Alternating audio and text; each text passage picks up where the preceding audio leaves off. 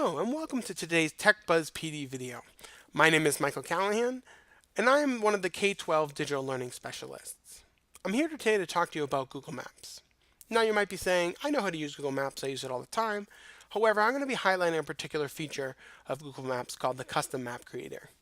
With the Custom Map Creator, it allows you to develop your own maps by placing markers on Google Maps and annotating those markers with either text, images, hyperlinks, and potential videos.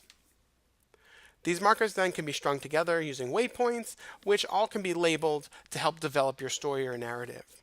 This is great for highlighting particular areas of geography in Google Maps or to visualize an event in history, like we'll kind of go over today. So without any further ado, let's get started. So the first thing we want to go is go up here and type in google.com/mymaps. And so if you're logged in, which I am over here, you can see any maps that you have. Additionally, I have maps that have been shared with me, so I can click on that, and I can see any maps that have been shared with me. Very similar to any of the other Google files. These are all contained within your Google Drive, so you have access to them anytime you're online. So let's go look at a map. So I developed this map, Schools of North Reading, and you can see that there are several markers here on the map, as well as some markers over here. So if I were to click on a marker, it pops up a little box. For me, I can annotate this marker, or I can leave it as is. So as you can see, these are all markers of the schools in the district. I went through and placed them myself, and I just labeled them the name of the school. Additionally, we can preview what this map might look like when it's finished by under preview, and when we highlight a place, it pulls up its information. This becomes more apparent when we dive into the example of mapping history. However, you can see how powerful this can be. As students click on markers, they can look at things, you can have a virtual field trip, and you can explore an area. What's great about this feature also is you can utilize Google Street View to actually dive into a location, which we'll talk about in just a little bit. So, going back to my maps, I'm going to go a map that has been shared with me and that I've developed. So this is Mapping Massachusetts, the historic or famous ride of Paul Revere.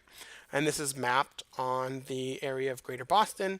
As you can see, there's an area here where Paul Revere starts his ride and kind of travels out through Lexington and Concord. Along the way, there are particular markers to highlight. This one begins his historic ride once he crosses the Charles River. You can see there's an image of that, some text, source material, and additionally provides the coordinates as well. If I were to preview this map to see what it would look like if someone else viewed it without the editing procedures, you get this option. And if we select a marker, we can see its image, the title, name, description, which I put in as a summary of why this marker is important, a primary source of that information, as well as a bibliography here.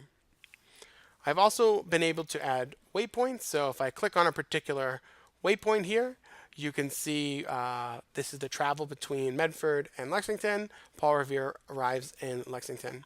Now, this kind of map isn't 100% historically accurate because roads travel, and I was just following major arteries from where Paul Revere was living at the time, across the Charles River, up through where I could find information regarding his event, and kind of map that out here. But you can see it can be pretty powerful to highlight a particular event or geographical area. So going back to the uneditable version, you can see you have all these labels here and the waypoints here. You click on one and it'll bring up its window. You can click on another one. You can edit it down here by choosing its style here. Or you can choose an icon. I selected this bed icon for where he was living at the time. However, you can adjust more icons by clicking on more icons, and you can select from a wide variety, as well as add your own with a custom icon itself. You can edit it. Again, this is just a text box that you can type into or paste text into. I use Google Docs to develop this and then pasted all of my material into these snippets because it can be difficult to edit and to make look appropriate as you're typing it out. We can add an image by selecting image, brings up this dialog box, same as the custom icon, and we can highlight whatever option we want and search for a particular image here. Or you can upload your own. Again, you can delete a marker as well. So how do we make a marker? Up here at the top, we can search by an address. So I can type in a location. So it already pulls in, but I can type in North Reading High School, select it, and I have a marker. So if I zoom out, it placed this temporary marker.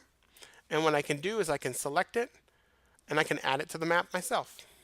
It adds it to the map here, and I can remove any of that information I don't want. So I'm going to delete that, and I'm going to edit the marker itself. So North Reading High School, current location,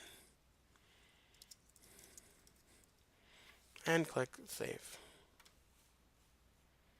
And so now, when I click on that, it'll just pull up this information. Thank you for watching this TechBuzz PD video, and we look forward to seeing you at a future PD session on Google Maps. Thank you. Have a great day.